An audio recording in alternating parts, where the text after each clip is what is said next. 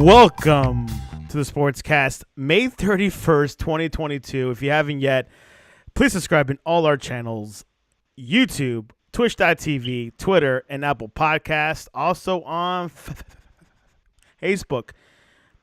You could also listen to us on your smart speaker. If you're listening on Apple Podcast, please leave a rating and a review. It will help us out tremendously. We're also on online digital radio.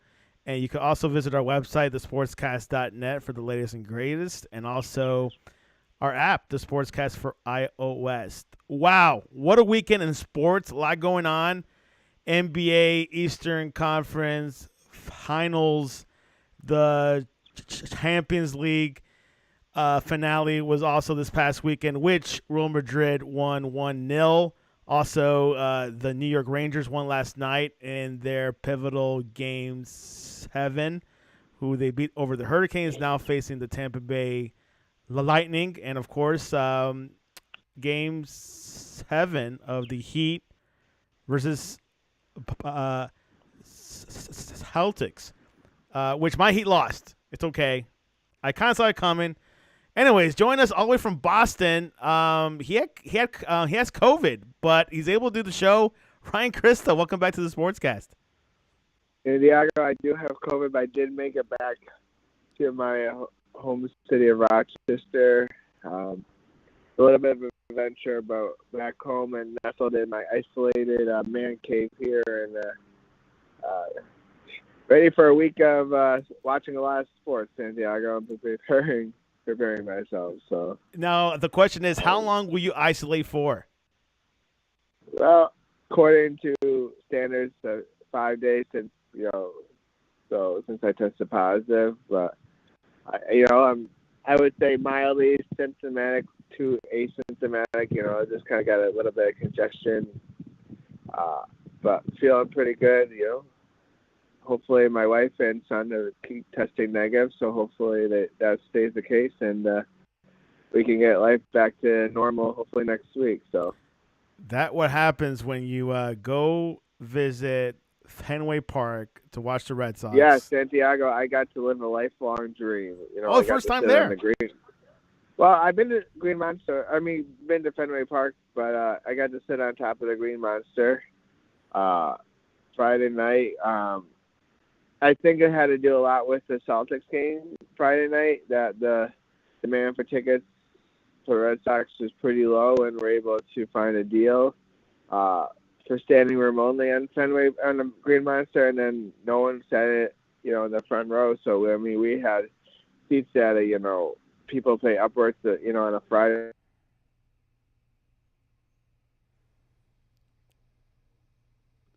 Sorry, guys. We're still streaming live. I had an issue with Ryan, but let me give him a call back and see what happened. Give me 1 sec. As Ryan was saying, he was up in Boston, got COVID sometime during visiting Fenway Park, and then I think he went to the TD Garden. I have to ask him clearly what happened there up in Boston, but we're calling him in. He is up in New York, has COVID, but looks like he'll be all right. Being isolated just for a couple of days, so we'll see what Ryan is. Maybe if he's run out of battery, then I might have to go solo, unless Erwin comes in, because Erwin was not able to join us momentarily. So let me give him another call. Ryan Christa is back. So to be clear, you did go to the TD Garden to watch the Celtics, right? No, I didn't. Sorry, I don't know when I cut off and when I didn't, but because of the demand of the Celtics game Friday night, that we were able to get really good cheap tickets for sitting on the Green Monster Friday night. So it was because of the Celtics that we were able to get really good seats there for the Red Sox, that normally come at a much higher price. There you have it. An opportunity to go to the old Park Fenway. How old is it? Is it pretty old when you walk in? Oh yeah, it's not unlike anything else you've ever been to. So now it's 110 years old. So it's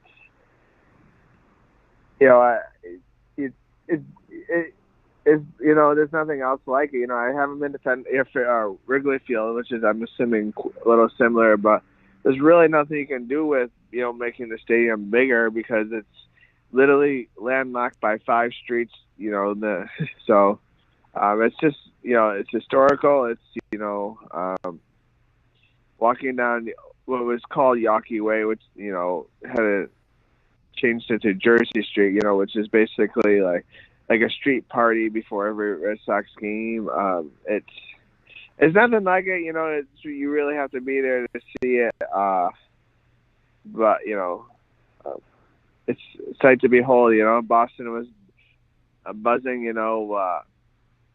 with Game 7 Sunday night. When we were at Fenway Park, a lot of people were very excited for it. And they got their result they were looking for. Jimmy Butler gave everything he could, to keep the heat in it, but it was a Celtics night. Boston sports still on the rise, which that will segue into our recap of Game 7 of the Eastern Conference Finals between the Heat and the Celtics, where the Miami Heat had an impressive Game 6 win. A lot of momentum coming into to Miami. But Ryan, Boston always had it. I always thought they were healthier. The Heat were struggling with health issues with Jimmy Butler and Tyler Hero, which he came back to play, but wasn't enough. Tatum had 26 points. Jaylen Brown and Marcus Smart each added 24 points, which I think was sufficient for them to beat Miami 100-96. Your thoughts? Yeah, I think what happened in Game 7. The Celtics got a little bit of something from their big guns. You said Tatum 26, Art 24, Jaylen Brown 24. But if you look at Jimmy Butler had a good game, but there's quite a drop off. Bam had a decent game, better than he had been playing. But not having Tyler Hero healthy, Kyle Lowry he looked old this playoff. It's not just in playoffs, I'm sure, and we'll see what his future is like, but just didn't get enough. Jimmy Butler, couldn't make a claim to be the MVP of that series, even though he lost, but he gave everything he could to keep the Heat in it. I really thought the Heat was a team that was really superstarless, but Jimmy Butler, to me, especially last couple of games, proved that he can rise. Maybe not consistently to superstar status, but when he has to keep his team in, he can be that. Jimmy Butler had 47 points. He had 41 points in Game 6, also Game 5, multiple 40-plus points. Michael Jordan levels, Ryan. Your thoughts? Absolutely. Like I said, I didn't see it coming. I think we've talked, me and Erwin have talked. It was really a C culture of, everybody does their part. But, like we said, Tyler Hero was non-existent. And then you're asking players, role players, like a Max Stross, PJ Tucker. These guys aren't made to go out there and replace points from Tyler Hero. Gabe Vincent, Kyle Lowry wasn't himself. We said, I think if they could have gotten more consistency from Bam, Adebayo, they might have won this series, earlier, but, he was inconsistent at times this series. I think it was really, the front line of the Celtics, was a great defense, with Robert Williams. He can really, he's a decent offensive player, but, his ability to contest shots is really a factor in the Celtics. Exactly, as Ryan was saying, health was an issue for the Miami Heat, even though they took it all the way to the end, but wasn't sufficient. If Tyler Hero was healthy, Ryan, it would have been a different outcome, right? You would think it would have a chance to be, you could also say the Celtics got inconsistent play from a lot of players, even at times Jayson Tatum. I think where Jayson Tatum's problem is that he has a hard time putting full games together. He seems to have a good half, second half, first half. Even Game 6, he was nowhere to be found. They got often from a Derek White, who's not a guy you can consistently lean on. A nice role player, but I think we'll talk about the finals, obviously, but they're going to need more consistency from the, at least their big two, and Tatum and Brown to have any shot to beat the Warriors. This Celtics team went through a coaching change in the beginning of the year. Brad Stevens is the GM. We talked about this before. The transition is working out, is panning out. They were down 3-2 with the Bucks. Ryan, I thought the Bucks weren't going ahead. They beat the Heat. Is there something special going on with Boston? Absolutely. I think they found the right chemistry. These are all teams they've fallen to in the past. The Bucks, this Heat.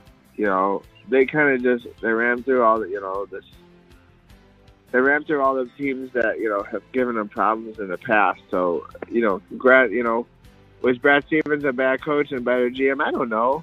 Is Ime Udoka just hitting the right buttons? Probably. I think a combination of the moves that Brad Stevens made this year as a GM compiled with the moves that Danny Ainge made in the past. They got lucky in some really bad trades that in the past that led them to bringing some big name players. The years ago that Brooklyn Nets trade, that really broke up the big three.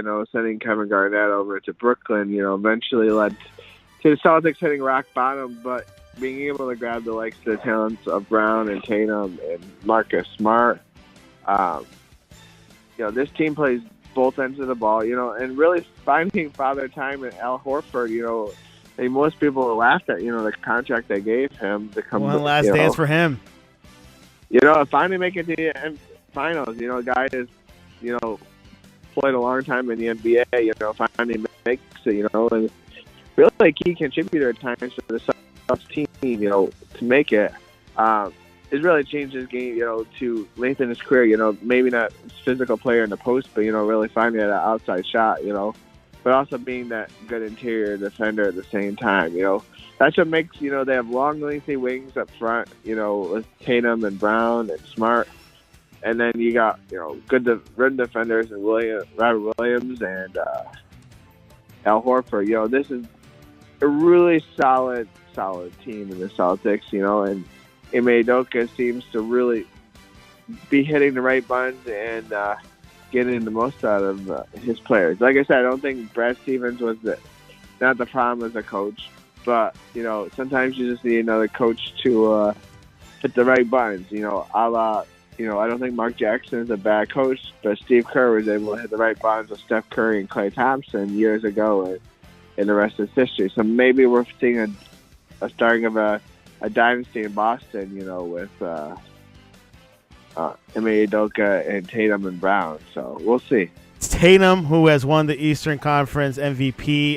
Jayson Tatum, what kind of player is he, Ryan? Is he that superstar? Is he going to go into that big table of stars with Steph Curry, Jordan, and LeBron? What is this player all about? Or is it, hey, let's just wait and see what happens this finals? Yeah, I think he's just kind of coming to his own now. He had a lot of big games this year, point-wise. He just kind of took the team on the back, This is, there's a lot of similarity. I'm not going to lie about, my fandom of the Mavericks. Both of them, right about the end of the calendar year were below 500, looking like, lost seasons. But, since the start of the new year, that, both of those teams really just kind of bought into their coaches, and they lean on their star players. Mavericks, obviously, Luka Doncic, and the Celtics leading on Jayson Tatum, putting up huge numbers at times the second half of this year, multiple 50-point games. He's the guy, can score on all three levels at the rim, mid-range, and three-pointer, and also, being able to, at times being able to shut down other team's best player, He's more, a guy who I think can play really good team defense. I don't know if he's a 40-minute shutdown defender, but if you need him to,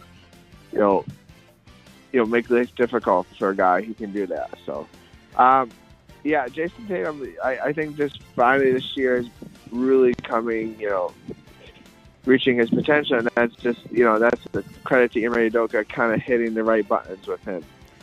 Jayson Tatum, Celtics, won, going to the NBA Finals. Let's go into the West before we preview the NBA World Championship. Warriors beat the Mavericks in 5 games, 4-1 series with the Warriors. Your thoughts over that matchup? Obviously, not much going on there looking at the stats, but tell us what were your thoughts, and what can the Mavericks do to improve for next season?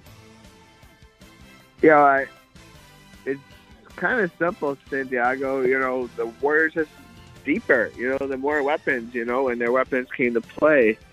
Steph Curry's always going to bring it, but Clay kind of reached a level I don't think he's gotten to since he's came back. And really, I thought the difference was a guy, Draymond Green, that he is defense. But I meant to, I think Andrew Wiggins is a guy I thought was really made life very difficult for the Mavs, because you can let Steph get Steph, but if you let a guy like Wiggins get to his spot and kind of heat up, it's tough to win. With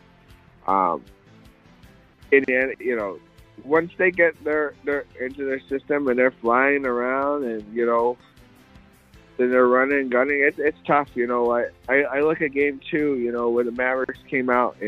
Mavericks depend a lot on the 3-point. Luka is setting everybody up for 3-point shots. And game 2, the Mavericks just lit it up.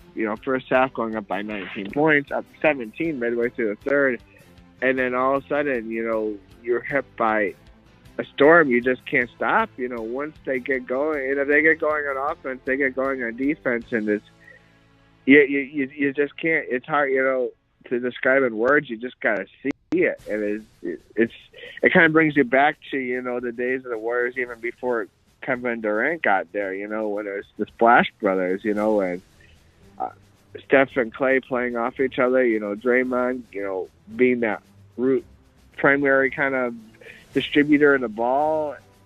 It was, as a Mavericks fan, it was tough to watch, but as a basketball fan, it was, kind of refreshing, to see the Warriors kind of back. Yeah, this is for sure vintage 2014. Let's stick with the Mavericks before we depart from Dallas. Good stride. Made it to the Western Conference Finals. Beating the Jazz. Had to grind it out with the Jazz and with the Suns. Your thoughts? Overall this season, Jason Kidd's first year as coach. Is there more to come? Will they progress, or they need to add some more pieces? I think they showed, that they can reach a certain level with Luka, and they got some nice role players. Jalen Brunson, was see if he's a priority for the Mavericks. He's an unrestricted free agent, so basically he's free to sign wherever he wants in the Mavericks. Can't really stop him, they can offer him a contract, which they kind of reluctantly have not really, Santiago, and it's kind of puzzling, a guy who's each year, taking a step forward, even in the first couple of games of playoffs back, it seems a long time ago in April, he led him to a 2-1 record against the Jazz without Luka Doncic. This is a guy who, when he has to, can take the team on his back. A lot of great role players who, they built this team really on, defensive 3-point shots, How about Jason Kidd? You like him there? Yeah, absolutely. They have a new identity. The Mavericks, under Rick Carlisle, were a little bit more efficient, I think, offensively. The way they played, but they're very Jim limited. Yeah. Well, yes, the Mavericks. Joseph Hastings, who was on the Sportscast last Friday, says they should bring in Kevin Durant. Your thoughts on that? Well, everybody would like to bring in Kevin Durant. I would think anybody. I don't think that's happening, but would mix in with that chemistry. Yeah, it'd be all right. I think realistically, Santiago, they got to bring in a rim defender. They're pretty much planning on a guy named Maxi Kleber to play center, who is versatile, can hit the 3-point shot, can guard anybody. But at the end of the day, really another breakout player for the Warriors this series is a guy named Kevin Looney, who had never scored more than 20 points in a game and got there a couple of times against the Mavericks because they basically had no one to stop them. I really look at it, got two options. I feel like the Mavericks, yes, you can say Kevin Durant, but I think that's just a little unrealistic, really. But realistically, you're looking at trying to add another 7-footer, and you've got a lot of dysfunction in Utah. So I think realistically, an option is Rudy Gobert. Rudy Gobert. Yeah, and then because that adds instant defense. I think him and Luka in the pick and roll could be dynamic. And then also you got to look at Miles Turner, another guy who's I don't think in the future plans for them. Pacers, another he's a local Dallas guy, so I think those are two guys. I think Mavs fandom kind of looks at as a guys that could help the Mavericks take the next level. They made a big move this year, Santiago. They sent a guy with unlimited potential in Kristaps Porzingis, and basically sent him here for two guys and really one guy in the sense of plays the line. That's Spencer Dinwiddie. And they rolled the dice and it kind of worked out. For the short term this year, Spencer was a great addition. Kind of had a lot of punch off the bench, scoring. Key shots. But in the sense of what you get with Spencer Dinwiddie. You traded away, a guy who could be, an all-star, Kristaps Porzingis, just because it just never really fit with him and Luka, So, is what it is, and they had a front office said it was time to move on and get out of that contract, that they signed with Kristaps, years ago. So, we'll see if they can use that flexibility, to bring in another true, 7-footer rim protector, at least somebody, to kind of run us alongside Luka. I don't think they had a good thing going. I don't know if they need another superstar wing player, to be the difference. I kind of see what you guys see with Jalen Brunson. I think two teams you got to watch out for, who are desperate, to start building ASAP, and that's the Pistons and the Knicks. I really think those two teams who got financial flexibility right now in the salary cap are going to offer Jalen Brunson more money than the Mavericks would like to spend on him. So I really think it's less than 50-50. He comes back, and if he doesn't come back, then you probably do have to try to find another guy in the backcourt to go along with Luka. And the year and get back Tim Hardaway Jr., who missed most of the year. So that will help. But there's a lot of knowns. But, again, this is a team that hasn't made off first round since 2011 when they won the championship to actually make it to the Western Conference Finals. It's something to be proud of as an organization, so kudos to that. You just can't let it be like I remember it was at 2019, the Trailblazers kind of made that jump to the conference finals, going against the Warriors and got swept, and they never kind of recovered from that. You don't want that to happen with the Mavericks where, they tipped, they got to the Western Conference Finals, got, beat pretty handily, and they never were heard from again. So, and they have to break up the organization. So we'll see what happens, the Mavericks. But I think it was wishful thinking. I thought they could stay up with the Warriors, but I think, Luka's only one person out there, he can, they were going to make sure Luka wasn't going to beat himself. So, they depended on other people to hit those open shots, and the Mavericks couldn't consistently do that to keep up with, Steph and company. Mavericks led by another international going deep, and let's see what they could do in the offseason. Let's go into the NBA Finals, Celtics versus Warriors. Game 1 is this Thursday, June the 2nd, in San Francisco. Game 1, Warriors have home court advantage. This Warriors team on a roll. Probably their toughest series was against Memphis Grizzlies, which that Game 5 everyone talks about what happened there. And then you got the Celtics, of course, healthy. Warriors are having two young stars coming in to the play with Jordan Poole and Andrew Wiggins. Of course, you got the Splash Brothers plus Draymond Green. Is it too obvious? Is it clear? Ryan, break it down to us. What do you see in this series, and what do you think could be the outcome? Well, I think the advantage that the Celtics, like you said, is it too obvious? Yeah, you should just mention a lot of playmakers for the Warriors, and that's essentially what was the doom of every team they played. Including the Mavericks and ultimately the Grizzlies. Like you said, did give them a great fight. We don't know what happens if John Moran doesn't get hurt in that series. But another person to add in the mix that got hurt in the Grizzlies series, the Warriors, and that's Gary Payton the second. Is coming back. Another great defender for the Warriors. Not the offensive player, but a guy who can get out there, and defend. Take the pressure off. Of Steph and Clay that have to defend their best play. So. But what the Celtics have, the other teams don't have. It's really a team that's really can lock you down defensively. Like you've got a guy like Marcus Smart. Mentioned Jayson Tatum, Jaylen Brown. Those are lengthy wings. And you're not going to get beat by Kevin Looney. Like the Mavericks were, because you have a guy in Al Horford and Robert Williams who will cut us. Won't be intimidated by a big guy like Kevin Looney. So. Yes, the Warriors have the advantage because I think they're deeper than the Celtics are. They're deeper than everybody is, really. So, but ultimately, I think, there is ways that the Celtics, could use, that, they're a team first, tight bond that, you've seen throughout the playoffs.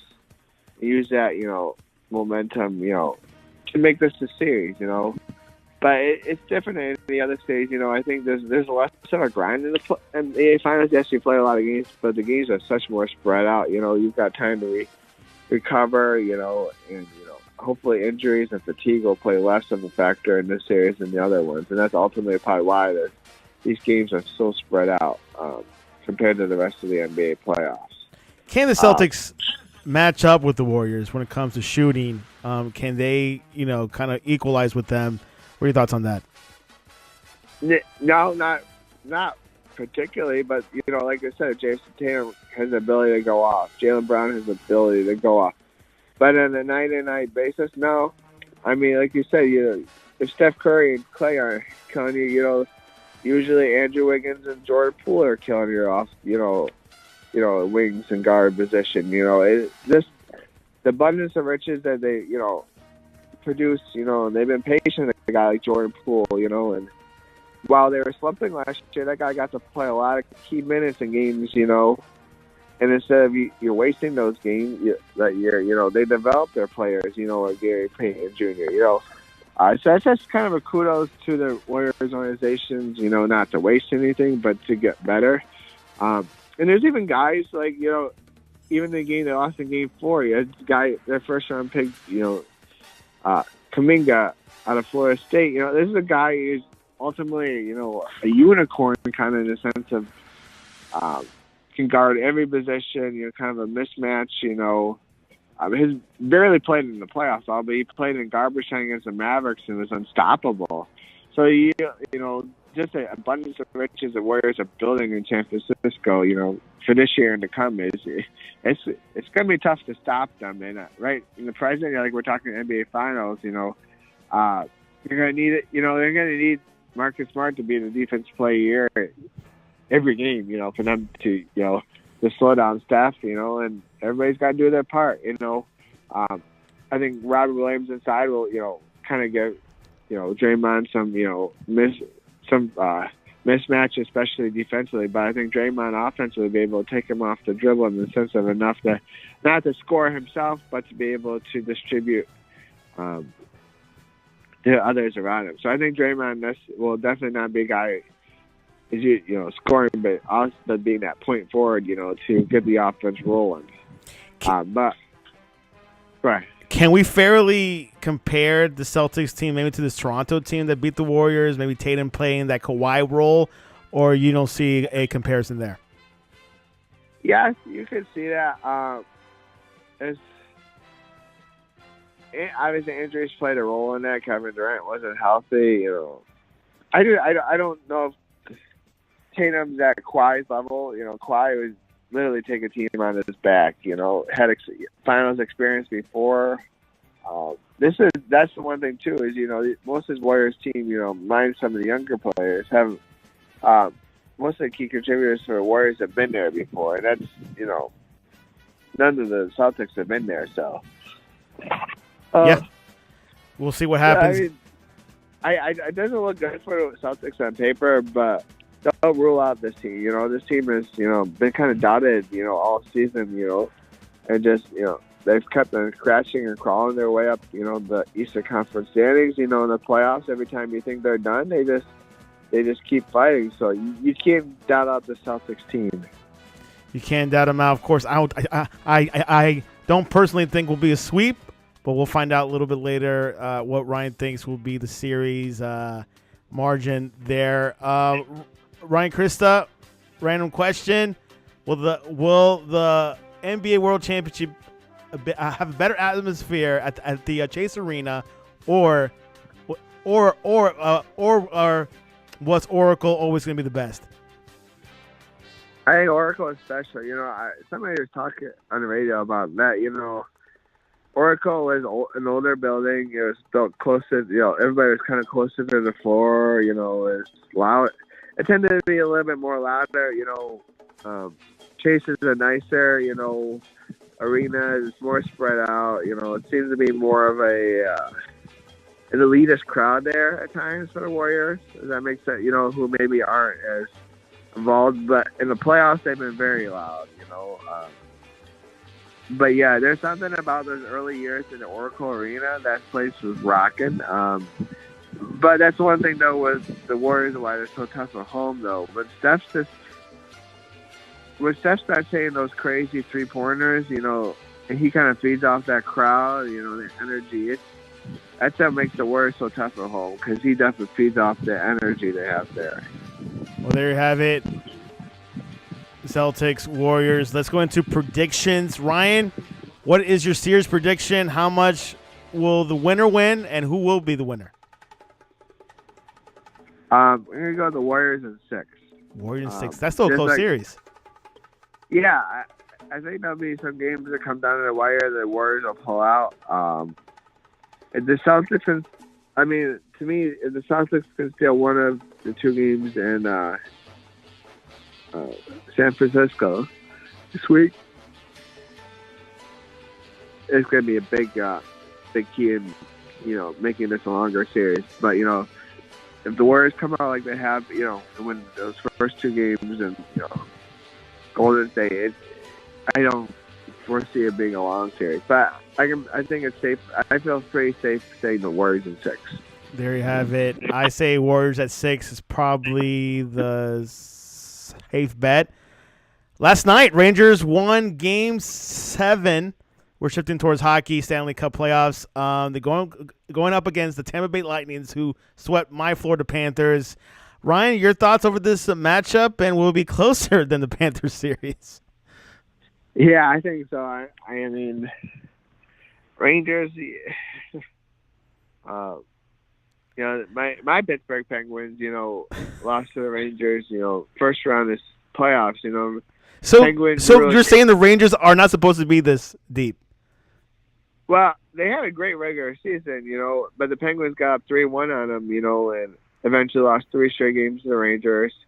And then the first 2 series in Carolina just punched the Rangers in the mouth. It wasn't even close. But again, you feed off the energy at home. They switched to back. But Carolina wins Game 5. Goes up 3-2. Rangers win Game 6 at home. But so kind of consensus is last night that Carolina at home was just going to win. That's kind of how the series has gone. But they kind of read the goaltending of Igor Straczynski, who, could be the MVP of the NHL this year. He's just been that good at times, They're not the best team in the world. They kind of just do rely on a lot of good goaltending. They do have firepower at times. They'll come out. But so did Tampa Bay. I think Tampa Bay didn't have the greatest season in the world. They also have a guy in goaltender, Vasilevsky, who, they seem to be every year in the playoffs. He just steps it up his level, like he did against Florida this last round. So goaltending, we'll, it's going to be good this next series and making goals a premium, so I think it'll be closely contested series. I do like the Lightning to pull this out, though, Santiago. Okay, that sounds sufficient. I hope the Rangers pull it out. They haven't won it in a while, and let's see how the Madison Square Garden does well. Champions League game. Let me get my thoughts on that. Liverpool lost 1-0 against Real Madrid. Real Madrid had 21 shots. No, Liverpool had 21 shots. Madrid only had 4 shots on goal and able to score 1 goal. But the hero, the man of the match, was Thibaut Courtois, the goalkeeper for Real Madrid. They won a sloppy, but it is what it is. They won it fair and square. Ryan, if you watched it, what were your thoughts over that match? I was more of a highlight viewer of that. I was in Boston for that. Doing some sightseeing Saturday. But reviews kind of a lot what you said. Real Madrid knew the only way they're going to beat them is kind of bunker down and use the counter attack. And they usually didn't get many chances, but kind of took advantage of the what a few chances they had. And like I said, their keeper made a lot of timely saves. I did think Liverpool was a little overconfident. Reading some press clippings going into the game, I think they were kind of just riding the momentum, of their season and FA Cup victory. That they're going to kind of come with the grand slam of all the trophies. But still a successful year for Liverpool, and no doubt. There you have it. Liverpool possibly Mane will be out. We'll be going to Germany next season, so hopefully not, but it might be going to Bayern Munich. Anyways, that's all she wrote. Ryan, Christa, what is the best way to reach you online to ask you, hey, where's the best place to get some eclairs in Boston? Mad Dog Report on Instagram. Not Twitter, but that's probably the best way to kind of reach me. So try to stay home, recover, get stronger. Santiago, just a little known sports facts here going on. That maybe not the general audience is caring. Our Liberty Flames are back in the NCAA baseball tournament, heading down to Gainesville, Florida, to play against the Florida Gators regional. So that's big for Scott Jackson. I think there's like 10 teams that had both made an FBS bowl, the girls softball tournament and the baseball tournament. So good things going on down in Lynchburg, Virginia for Liberty Flames Sporting Department. Liberty Flames Sports, always on the go. And then, of course, this week is SEC meetings going on. So the coaches are going to see face-to-face and maybe have a little talk about how much money they spend on players. Yeah, I don't know if you'll see a lot of dynamics. I think there's a lot of wishful thinking. A lot of things will happen, but I think calmer heads will prevail here. I think but it's just I'm looking forward here. I think after we get off this call, I think we should get a lot of reports that went down. There. Some talking points in a not very busy sports part of the calendar. So for college sports, so especially if you're a big football fan, so it's a lot of waiting game especially until media days in July. So, but we'll see. 100 days to the NFL. Yeah, so I mean we're on the countdown, Santiago. We just kind of got to get through this, dog days of summer here. Once you get through the NBA Finals here, which I'm all about giving players rest, but we're talking game 1 on June 2nd and game 7 on June 19th. That's a long time, Santiago. That's a long time in sports, but I take it because summer there's nothing much going on except Wimbledon and the Major League Baseball All-Star Game. There's no soccer tournament this summer.